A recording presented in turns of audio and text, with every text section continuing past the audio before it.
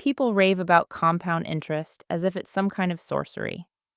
Rumor has it, Einstein dubbed it the eighth wonder of the world.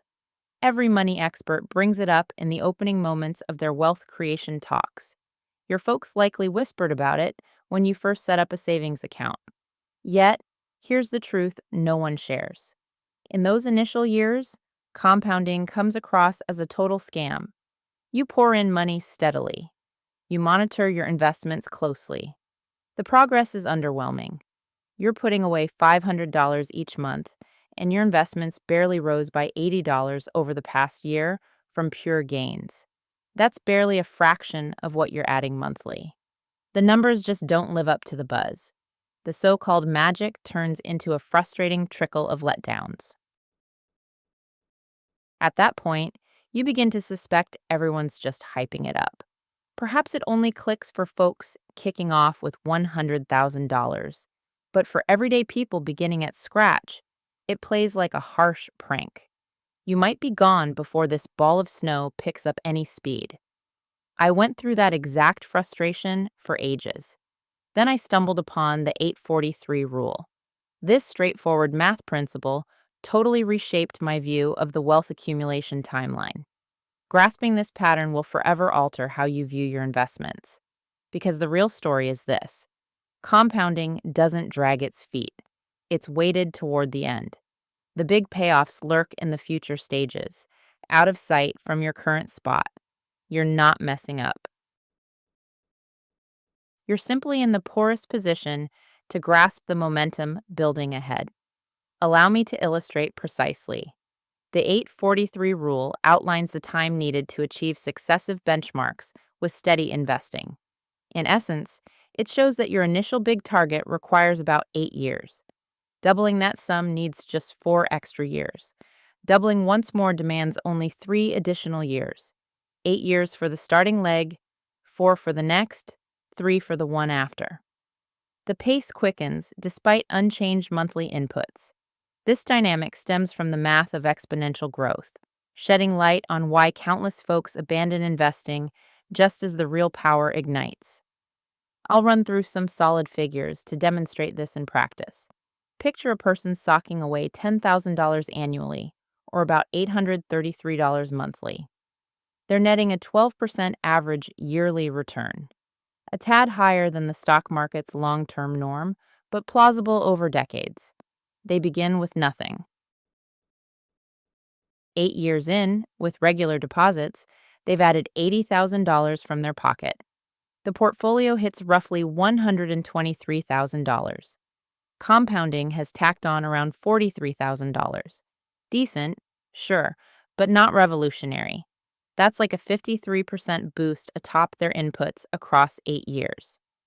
Now observe the shift in the following stretch.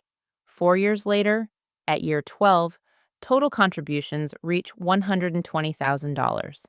The portfolio swells to about $241,000. Over those 4 years alone, it almost doubled.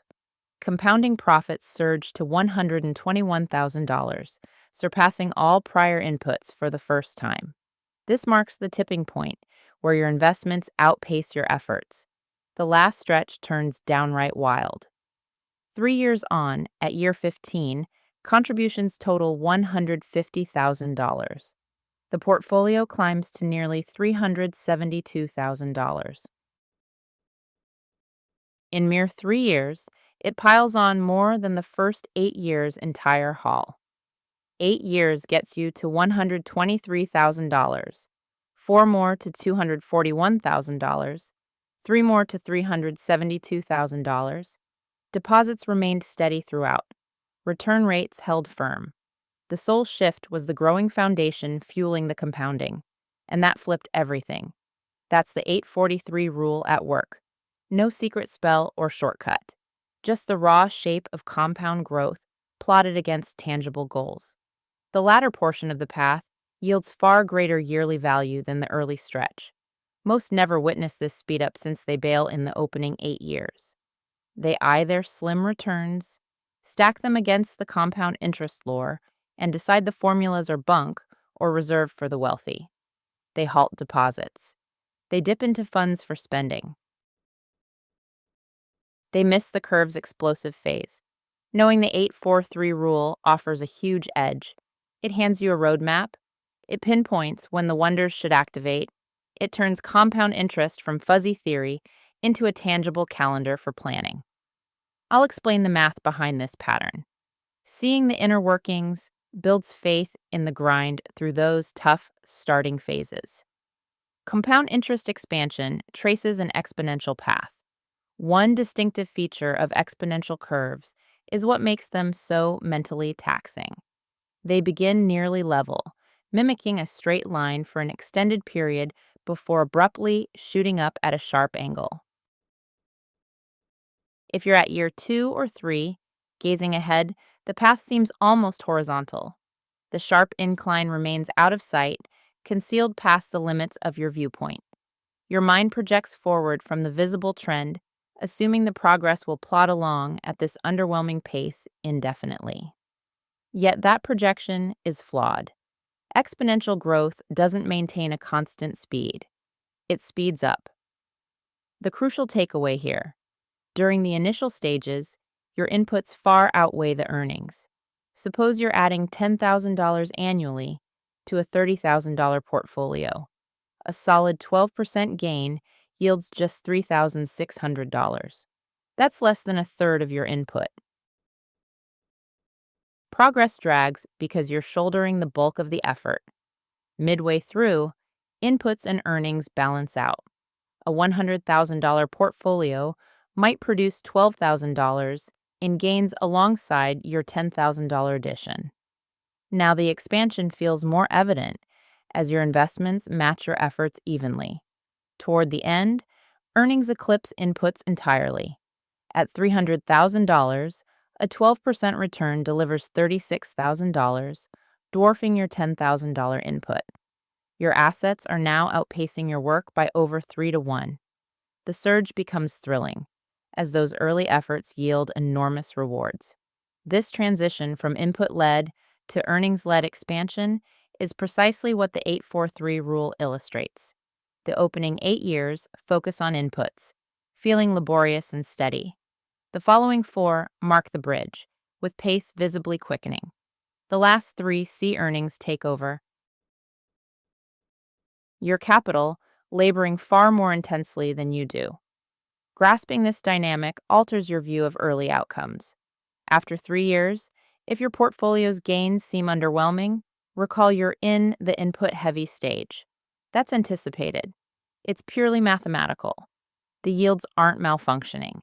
They're just overshadowed by your substantial inputs against a modest base. Once your yearly gains near your yearly inputs, you're stepping into the bridging period. The momentum is gaining. Compounding is beginning to contribute substantially. You're nearing the curve's inflection point. When gains surpass inputs annually, you've entered earnings-driven territory. At that stage, your main role is to avoid disruption, refrain from pulling funds, resist panic sales, allow the compounding engine to operate at peak efficiency. To illustrate how the schedule tightens with a larger portfolio, note that at 12% yearly returns, funds double roughly every 6 years. But this metric misses the full picture, ignoring steady additions. With consistent inputs, initial doublings stretch longer than expected due to the tiny starting point. Reaching the first $50,000 demands years, mostly via inputs. The next $50,000 arrives quicker, aided significantly by returns. The third $50,000 comes even faster, with returns handling the lion's share. Once at $200,000, it produces $24,000 or better annually at 12%. Hitting another $50,000 could take just 2 years as returns match or exceed your deposits. At $500,000, returns hit $60,000 or higher yearly. Your $10,000 input shrinks in importance to the overall pace. The portfolio replenishes a full year's addition bi-monthly from gains alone. That's why seasoned investors call the final stretch almost unfair. The figures climb so rapidly, it feels like an error in the math. But all is as it should be. This is the true nature of an exponential curve's tail end once you arrive. The real setback is how often folks quit right before this reward. Imagine someone investing steadily from 25 to 33, building about $100,000 before halting. Perhaps discouragement set in, or costs rose, or they plan to resume later. Left untouched, that $100,000 compounds to around $310,000 by 50. Contrast that with a persistent investor who pushes through the bridge and into the earnings phase. They could amass $800,000 or beyond by the same milestone. It's not merely the additional investments that create the gap. Rather, the steadfast investor harnesses the speed up period, where every dollar invested multiplies rapidly thanks to the subsequent decades of compounding. The one who quits forfeits the very mechanism that powers the entire process. Allow me to present two individuals who began investing simultaneously with identical monthly inputs. Their experiences highlight the critical importance of grasping the 843 rule. Rebecca began her investments at age 27, putting in $800 each month consistently, riding out the market's fluctuations. By age 35, after 8 years, her holdings reached approximately $115,000. She was disappointed. While her acquaintances purchased homes and luxury vehicles, she directed her funds into an account that appeared stagnant. Yet, having learned about the power of compounding, she persisted. At age 39, after 12 years, her portfolio surpassed $235,000. A change was underway. Her yearly gains now outpaced her yearly deposits. She sensed the buildup of speed. The balance statements began to exceed expectations instead of falling short. By age 42, after 15 years, she held $380,000. The gains from the prior 3 years had doubled what she achieved in the initial 8. At last, she comprehended the essence of compound interest. The wonder was genuine. It simply required 15 years to fully unfold. Marcus launched at the identical age and contribution level. He endured for 5 years before doubt set in. His portfolio hovered at about $55,000, with progress seeming agonizingly gradual.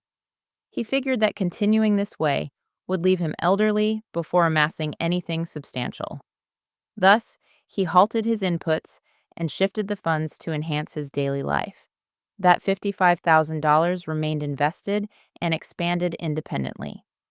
By age 42, 15 years from the start, it had compounded to around $170,000. Impressive for funds untouched by new contributions for over 10 years. However, Rebecca possessed $380,000 at that point. The disparity amounted to $210,000. They commenced together. They each invested equally for the first 5 years. The sole distinction lay in Rebecca, enduring the disheartening initial stage, whereas Marcus gave up on it. The 843 rule could have guided Marcus precisely on what lay ahead. It would have revealed that the opening 8 years might drag. Acceleration would hit between years 9 and 12, and years 13 to 15 would bring dramatic surges. Armed with such a guide, he could have summoned the resolve to press on.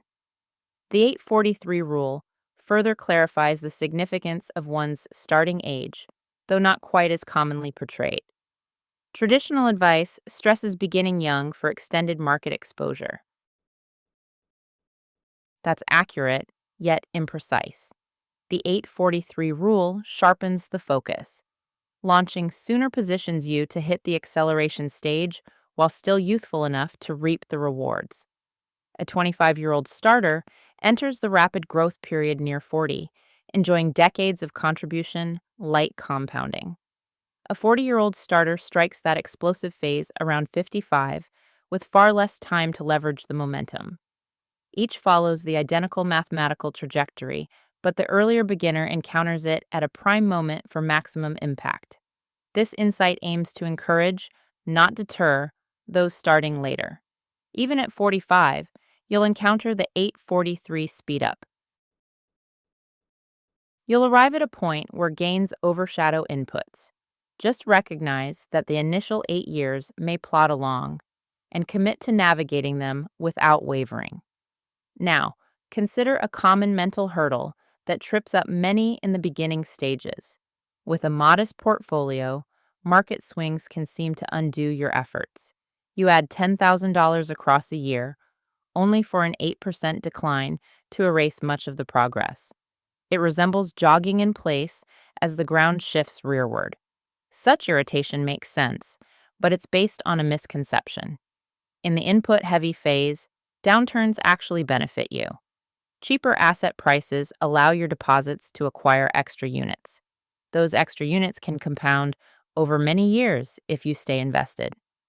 The true wealth builders are those who maintain contributions amid 2008 and 2009, snapping up shares at bargain rates. They're the ones who avoided selling in panic during the 2020 plunge, which rebounded swiftly. They viewed fluctuations in the building years as an advantage, not a flaw. In the gain-driven phase, such ups and downs carry greater weight since the principal is substantial. A 10% loss on $500,000 equals $50,000, potentially rivaling multiple years of inputs. Here, seek steadiness, spread out holdings, and composure. But in the formative period, volatility aids you. It opens doors to acquire more at reduced costs. It enables greater accumulation of assets on the cheap. Each stock you acquire amid a market slump will multiply throughout the duration of your investment journey. Viewing market fluctuations from this angle can help you push through the tough initial stages. In moments when prices fall and your holdings level off, keep in mind that you're snapping up tomorrow's riches on sale. Eventually, the 843 acceleration stage will magnify the impact of those bargain buys. Allow me to illustrate a real-world use of the 843 principle in your personal money strategy. Start by estimating your investing timeline from the point you got truly committed. Suppose you've been steadily putting money in for 3 years, and it's starting to wear on you. Realize you're barely midway into the opening leg. That sluggish stretch doesn't mean there's an issue. It's precisely what the numbers forecast. Next, pinpoint your present stage. Stack your yearly gains against your yearly inputs. If inputs dominate, you're still in the initial build-up period. If they balance out, you're shifting into the midpoint. If gains outpace inputs, you've stepped into the speed-up zone. Then, tailor your outlook to match your stage. In the starting period, prioritize ramping up your deposits instead of fixating on performance. When your foundation is tiny, your actions carry more weight than the outcomes. In the midpoint, emphasize steadiness and steering clear of cash outs. You're nearing the curve's inflection point, where any hiccups get more expensive. In the speed-up zone, prioritize hands-off management. Allow the multiplication to unfold. On top of that, leverage the 843 framework to establish key benchmarks. If launching from scratch right now, aim for perhaps $150,000 by year 8. By year 12, target $300,000. By year 15, shoot for $450,000 or beyond. Such markers offer tangible aims that reflect the inherent speed-up in exponential expansion. Moreover, picture the finish line over your spot today. Someone at the 3-year mark might eye a portfolio with only mild expansion. Yet that same individual, imagining ahead to year 15, envisions a portfolio with huge surges. Which viewpoint better fuels perseverance amid the challenging start? Center on the trajectory of the curve, not its present level. There's an overlooked aspect of the 843 principle worth noting. It extends beyond portfolios to any growth mechanism that compounds, like your earnings stream. Professional advancement typically mirrors this arc. The opening 8 years of a job center on honing expertise, gaining trust, and forging connections. Progress seems gradual. Pay bumps arrive bit by bit. Advancements demand prolonged patience. You observe veteran peers pulling in far more than you and question if you'll close the gap. The subsequent 4 years frequently deliver a surge. Your built up abilities fetch higher pay. Your contacts yield fresh paths. Every salary increase stacks atop a stronger foundation. The pace picks up distinctly. The final 3 years might unleash rapid leaps. High level positions open up. Stock based rewards activate. Side gigs in advising appear. Your income potential arcs sharply higher. Plenty of folks bail on careers just prior to this surge, much like ditching portfolios. They tire of the drawn out beginnings and switch tracks, wiping their progress and missing the curve's turning point. Grasping the 843 dynamic in both finance and job progression lets you see that startup irritation is standard. It's woven into how compounding processes work, and during the opening act, often trumps fine tuning it. To wrap up, consider this mindset flip that connects everything. Most folks judge their financial strides by glancing back. They tally their winnings and get bummed that the totals aren't flashier. They pit their humble holdings against the huge figures in money headlines and sense they're lagging. The 843 principle proposes an alternate method. Gauge advancement by peering ahead. Query the curve's direction, not its now. Figure out what your existing assets and deposit pace will yield in 15 or 20 years without meddling. Such a forward view nearly always shines brighter than the rear view. Your holdings today may appear unremarkable, but with time's gift, their end worth is stunning. The riches are already secured by the math. You've simply not hit the timeline segment where they show up. The savvy investor who gets this acts unlike the one who misses it. They stay steady in the starters because they foresee the payoff. They push hard on deposits, knowing the power those initial sums will wield. They remain steadfast amid market fluctuations, seeing them as prime chances to acquire more assets in the build-up stage. Above all, they keep going without faltering. They steer clear of dipping into their savings. They avoid talking themselves out of believing that compound growth applies to individuals just like them. Instead, they hold steady, keep adding funds on a regular basis, and trust the numbers to provide precisely what was forecasted. Enduring 8 years can seem endless in the moment. 4 years comes across as a meaningful yet attainable goal. 3 years slips by almost unnoticed. Before you know it, you're on the far end of the journey, gazing at an investment collection that yields yearly profits exceeding anything you could ever put in, left marveling at why this realization eludes so many others. Compound growth isn't gradual, it's concentrated at the tail end. The wonder truly exists.